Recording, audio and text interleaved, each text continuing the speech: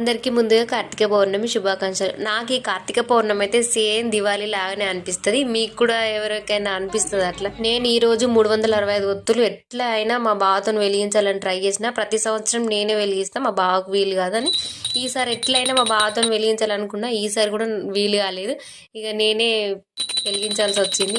ఇంట్లో పూజ కంప్లీట్ అయిపోయిన తర్వాత శివాలయానికి తీసుకెళ్ళిండు మా బావ.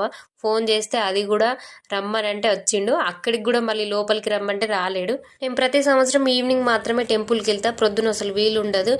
మా బావాల యూనిట్కి వచ్చిన బయటకి ఎక్కడికి వెళ్ళలేదు. మా బావాల యూనిట్లోనే ఉసిరి చెట్టు, జమ్మి చెట్టు, రావి చెట్టు ఇట్లా అన్నీ ఉన్నాయి అక్కడనే. అందుకే అక్కడనే దీపం పెట్టుకుందామని మా బావ ఫోన్ చేసి మరి వస్తామని అంటే వస్తా అని చెప్పిన. అందుకే మా బావ వచ్చి తీసుకెళ్ళిండు. ఇంటి దగ్గర కూడా ఉసిరి చెట్టు ఉంది, అక్కడనే దీపం పెట్టుకుందామని అనుకున్నా. ఇక్కడ అన్ని దీపాలు పెట్టేసి ఇంటి దగ్గర ఉన్న ఆమ్లా చెట్టుకు పెట్టడానికి దీపాలన్నీ అయిపోయినాయి. టైంకి కొబ్బరికాయ ఉండే అందులోనే పెట్టేసిన. Okay bye.